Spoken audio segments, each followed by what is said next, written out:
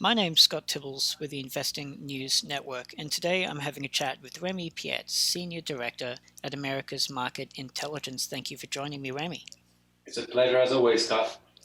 So, today we're going to talk about elections in South America. There's been a few that have happened, there's a few that are on the way. Uh, of course, it is October 21 today, and it is the day after the first round of the Bolivian presidential election. Evo Morales changed the constitution so that he could have a fourth attempt at, well, getting another term. He's already been in power for 13 years now. So, Remy, earlier this year, you told me that Bolivia appeared to be punching below its weight when it came to the resources industry and had been doing so for pretty much the entirety of Evo Morales' term. Can you tell me a little bit about, what's happened with the election and, well, what could change with this, what seems to be quite a big challenge for Evo Morales' leadership? Well, I mean, the potential for investment in the mining industry, in the mining sector in Bolivia is very high. I mean, simply because of the quantities of reserves from zinc, lead, tin, gold, silver, copper. I mean, there's a very strong potential for investment in the country. But obviously, a series of financiers specifically have been, worried of potentially investing in Bolivia because of the Evo Morales administration, the position of the country on a series of issues, more obviously on the left wing of politics. But that's why I was mentioning that there was strong potential that was untapped today in Bolivia. However, what's very interesting is to see that before going into the details of the election last night, is that whether Carlos Mesa or Evo Morales win that election, both candidates are actually very much in favor of encouraging more investment, more exploration in the mining sector in the country. And so I would strongly encourage potential investors, potential companies to look closer at Bolivia for a country where they might want to be looking at potential projects, and we're happy to support them on this venture. When you're looking at Evo Morales has been supporting a system of mining cooperative in Bolivia, very strong supporter of, let's say, mid-scale miners in the country. That doesn't mean that it's opposed to industrial mining. You actually have a series of interesting silver project with companies operating from Vancouver that have been operating in Bolivia for a certain amount of years. Pan American Silver being one. There's a silver corp also from out of China, which is very much present in the country, and they've been quite successful in their exploration and the start of their production campaign in the country. What we've seen with, more specifically with the elections last night, is for the first time Evo Morales he is likely to face a second round on December 15 because he was not able to gather enough votes to win on the first round. We're looking at a result that would be likely to be 45% for Evo Morales, 37 or 38% for Carlos Mesa, and the rules in Bolivia is that you should have 10% margin to actually be elected in the first round if you're not reaching the 50% marker. And it's the first time for Evo Morales that he has to go through to the second round. He has won, with a very large margin, above 60% in the previous three attempts at running for elections. And this is mainly the consequences of concerns in Bolivia that the country is turning towards more less and less democracy, and the fact that Evo Morales ran for a fourth term that initially was against the constitutional rules in the country. There was a referendum in trying to favor his capacity to run for this election, a referendum that he lost, and he had to go through the constitutional court to be able to present his candidacy. So the concerns here are not so much in terms of economy; they're much more in terms of a rise of corruption in the country and a trend to turn towards more and more, let's say, single-handed autocracy or dictatorship from Evo Morales trying to keep his grip on power. When you're looking on the issues of economic development in Bolivia, Bolivia actually has recorded very interesting results on the economic front. They're having a 4% growth this year. They have an average of 5% over the last decade, which is way above the average of Latin American countries. There's a strong decrease in poverty and extreme poverty in the country. There are some development of small and medium companies in Bolivia, and a series of reforms, especially in the mining code that we actually covered in last interviews, but I could go further in detail in future interviews on the capacity to invest in the mining sector in the country. So that's why I mean we are actually quite bullish. Whatever the result of the elections will be in the second round in December 15, of encouraging companies to look at Bolivia as an area for projects because of the strong geological reserves and the capacity. Once you understand how to operate in Bolivia, how to work with the national government, obviously, but also specifically with cooperative and regional actors, there is a strong potential for successful projects in the country. Okay, and so just touching on the results. So obviously we're very close to when the election was actually held. It's only Monday. It was held on Sunday. They're still counting. By the looks of it, Morales, his lead is, as you said, less than 10%. The most recent numbers I've seen are 45% to 38%, or around about there. So of course Bolivia will be heading to a runoff election, which I believe is projected for December 15. So, just so that we can get a little bit into commodities, can you just give me a little bit of a brief profile of what is mined in Bolivia? What is it known for? Because I know that it's of course an Andean country. It's neighbors with Chile and Peru, two countries which are very prolific mining jurisdictions. Well, in terms of reserve, you have very much the same kind of reserve that you will find in the Atacama region of northern Chile or the south eastern part of Peru. There's strong potential in the Potosi department, specifically for silver, for lithium. Very, very interesting region for potential reserves there.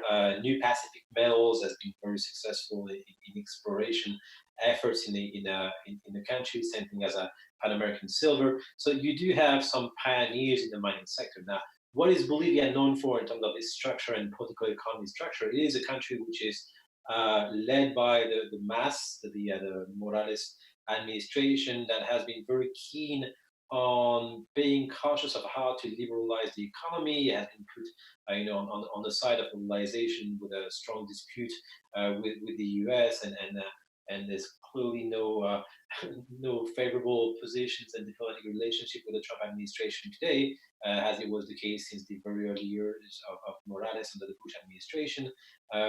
Morales was started his tenure in office by nationalizing the energy sector and therefore having him strengthening the grip of the national state over large size of the economy, especially in the extractive industry sector. However, this being said, as I was mentioning earlier, once you understand how to work with the Morales administration and with the entire, let's say, range of different actors in the mining sector, there are clear partnerships that can be stricken with, corporate mining cooperatives, with regional actors, because there's an interest from Bolivia to generate more and more foreign investment. Obviously, they are very well aware that the country is very much dependent, unfortunately, still on the extractive industry sector, with the incapacity to diversify the economy on other verticals, and therefore the capacity for Bolivia to attract foreign investment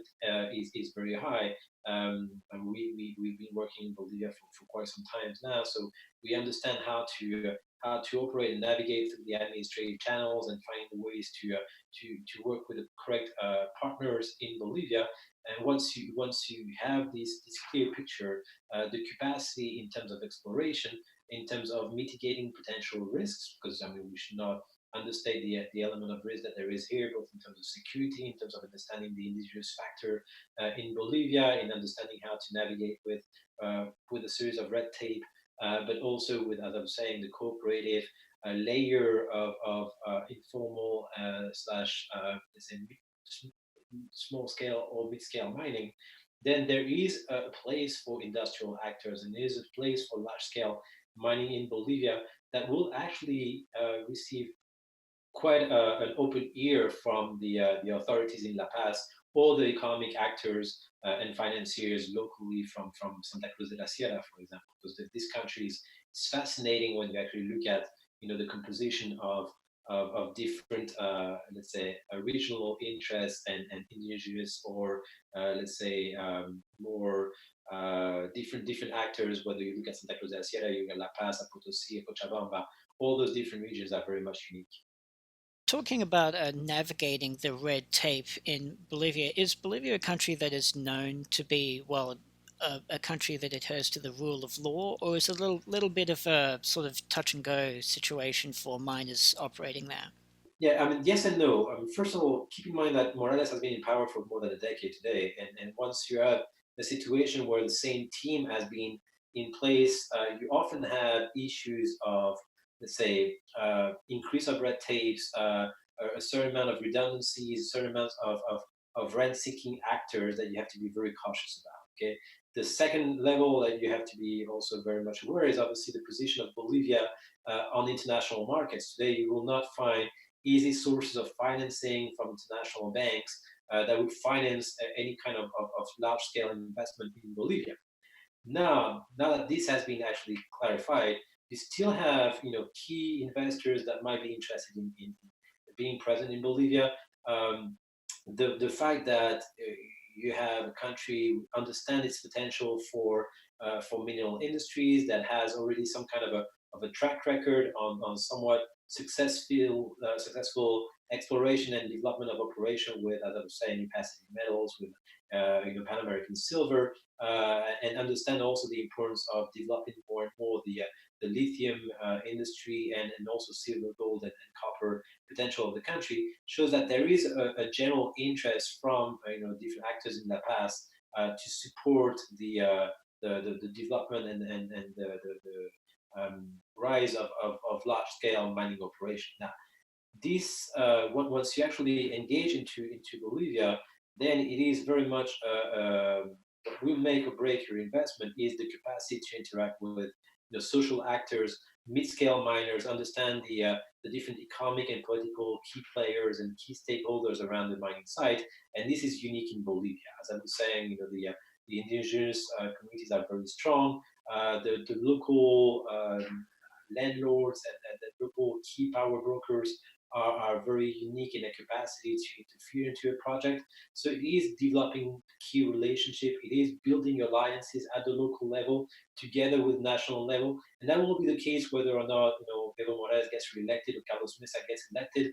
You will then have obviously a change of regime in La Paz if Carlos Mesa wins, but you will still have to be very cautious of understanding the key power brokers at the local level. And once you build those alliances, then your project is able to tap some very interesting resources in different minerals.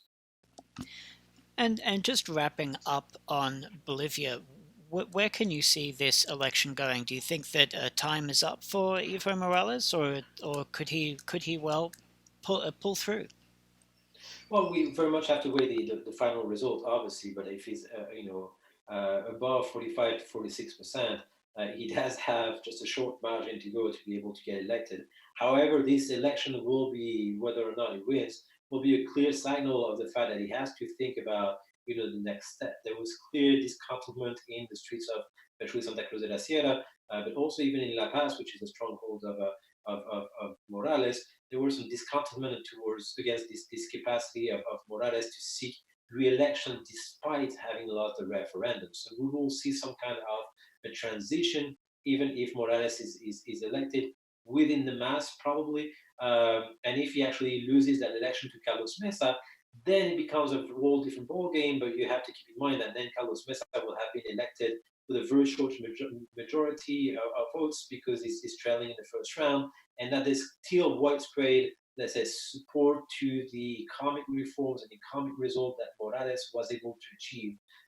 Again, there's a misconception on Bolivia on failing to understand and see how much this country has evolved over the last decade or so, the building of new infrastructure, the building of new, let's say, small scale companies, and the capacity to work with a country that has made strong progress, both in terms of its business environment and also in terms of the existence of new small companies or capacity to generate strong consortium of companies around mining projects. So that's something that when you're looking at the future of Bolivia, you have a country that has made strong progress over the last decade, but you will also have some kind of a shaky and political situation. Whoever wins that elections and need to be very cautious and work hand in hand with regional and indigenous actors around the mining project. Okay, and so as mentioned, the runoff election will be held on December 15. And moving on to another election that is coming up really quick is the presidential election in Argentina. So they're going to be holding their election on October 27. The last time that we spoke about Argentina, it was looking like its incumbent president, Mauricio Macri, was unlikely to be re-elected. So his challenger, Alberto Fernandez, and Fernandez running mate Cristina Fernandez de Kirchner had a thumping majority over Macri in the primary that was held. So when we're now in the home stretch for this Argentinian presidential election, what's it looking like? How it's going to turn out? Remy, obviously polling tends to be a little bit quieter out of Argentina. Um, we know that Argentina's a country of interest when it comes to lithium investments. So there's a lot of eyes on what's happening. What can you tell me? How's it gonna go? Well, there's a certain uncertainty, obviously, towards this election that is going to be held next weekend. I mean, the polling has been historically bad in Argentina. I mean, polling institutes have miscalculated the last election with the victory of Macri. Today, again, there's a certain uncertainty towards whether or not the most recent polls are relevant or able to capture the evolution of the electorate. What we know is the following. First of all, there was a primary on August 11th, a primary, which is basically an elections among all candidates for the presidential elections. What's important in this primary is that everyone has a legal obligation to go and cast their vote. So that's very relevant to understand the trends in terms of who is likely to win the presidential election on August 11th. Therefore, Fernandez and his running mate Fernandez de Kirchner, which was president before Macri and wife of the former President Kirchner, had a strong lead with 16% over Macri. Since this August 11th primary, you then had a series of campaigns and events that took place in Argentina. The presidential debate happened traditionally very late in the process for in Argentina. So there's actually been a presidential debate last night. There was one the week before.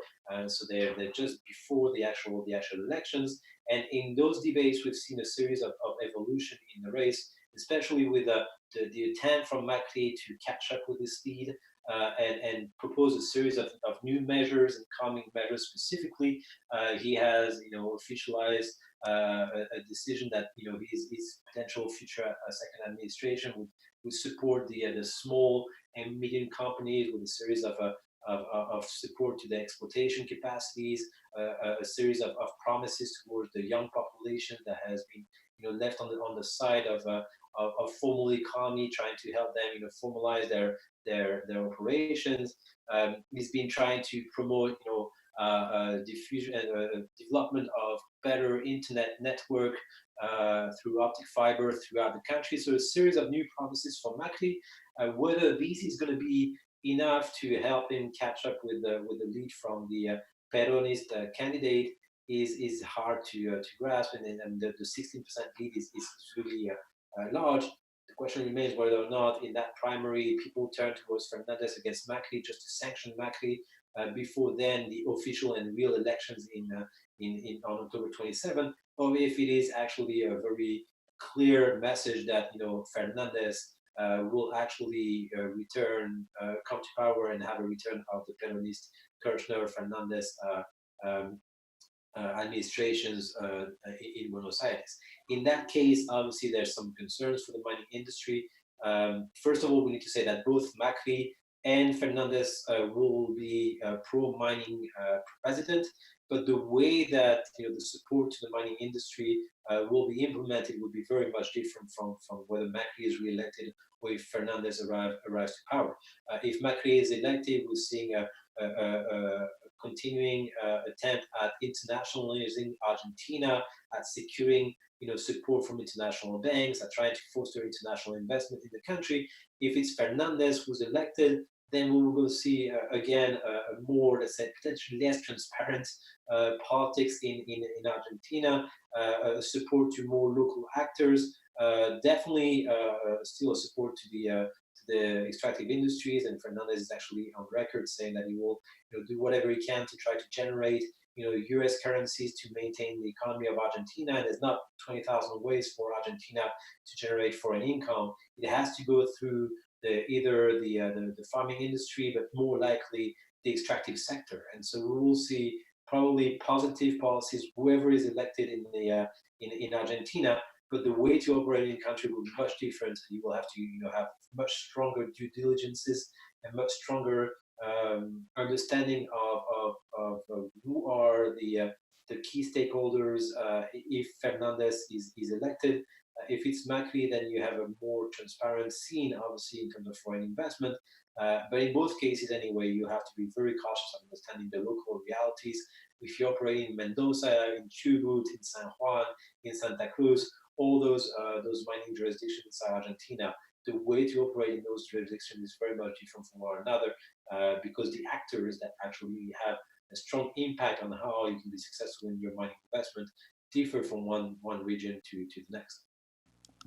Is Argentina a jurisdiction where the who becomes president? Is it going to be a question of where the money to develop Argentina comes from? I believe in previous chats about elections around Latin America, we've talked about how in some cases the money can come from the West, and in other countries the money is more likely to come from China. Is that another case here? Well, yeah, obviously, yes. I mean, when you're looking at the current turmoil that Argentina is facing, Macri um, has relied on the support from the IMF, and the IMF probably understated the issues of the Argentinian economy, and therefore that actually led to its inability to provide stability in the country. But Macri has clearly been a pro IMF president and geared towards the Western interests and Western alliances. Very anti-Maduro position also. Kirchner, or Cristina Fernandez de Kirchner, who's now the VP candidate to the potential future president, Alberto Fernandez, has had a tradition of being much more on the left side of politics, very much leaned to the populistic, mercantilist tradition of the Peronist tradition, with whether you get all the historic president from Peron to Kirchner to her in Argentina in the 20th century, and that administration has been more traditionally open to investment from China or investment from actors that will not be traditional Western powers. And definitely the position from Fernandez towards the IMF is that Fernandez will want to reestablish a much more Argentinian-centered economic policies, rejecting the reforms demanded by the IMF, probably reestablishing an exchange rate, a fixed exchange rate, control to exports, a series of much more, let's say, state-driven policies, and potential, and as the big risk for Argentina, default on its international debt. While Macri has been a much more, let's say, traditional president, open to working with the IMF, with integration of the Washington consensus type reforms of lowering the deficit, trying to liberalize the economy. So we have here a very important election because this will decide the future of Argentina and the way that the developmental policies of the country will either gear towards a traditional liberal IMF-led series of reforms with Macri, or a much more mercantilist, bilateral agreements with other countries, modes of development with Fernandez and Kirchner de Fernandez, if that's the new regime in place in Argentina. And that election will be held on October 27, which is from today, next Sunday. It is October 21 today. And so moving on to other elections that are happening around Latin America, just wrapping up, can you tell me about what else is on the horizon? I know that there are elections coming up in Colombia. Well, there are a series of other elections. There's elections in Uruguay. There's also what's is very interesting to look at. There are elections, local elections in Colombia. Here all mayors and all governors of different provinces or departments, as they call in Colombia, will be elected, and there's no capacity to seek a second term. So there will be all new faces in power at the local level and regional level in Colombia. The reason I think it's very interesting to stress on this is that when we're talking about elections in Latin America, there's a tendency from investors to focus almost exclusively at the national level. When it comes to looking at the capacity for investment in the extractive sector to be successful, it's sometimes much more important to understand the players locally, meaning that the capacity, obviously you have mining codes and you have a series of regulations that are decided at the national level, but the success for an investment, understanding the capacity to build a mine, the capacity to face potential social unrest, or to be able to operate freely your project is really much more based on the capacity to build alliances and understanding the political scene at the local and regional level. And that's why I think it's important for any well-shaped due diligence and counterparty risk assessment or country risk assessment strategy from investors is to really understand those local elections, of which that Colombian elections will be very important to understand, especially when we're looking at Antioquia with Andres or with Aníbal Gaviria being the potential future governor in the province of Antioquia. This will be as important for mining investors to understand that you will be looking at the national level election at the presidential level, looking at the key policies developed at the department level and at the city level is what will make a mining investment successful and a good return on investment. Perfect. Well, then we will leave it there. Remi, thank you so much for giving such an in-depth review of the elections happening around Latin America. And that was Remi Piet, Senior Director at America's Market Intelligence. I'm Scott Tibbles with the Investing News Network. You can find us at investingnews.com and feel free to follow us at Facebook, Twitter, and LinkedIn. Thanks for listening.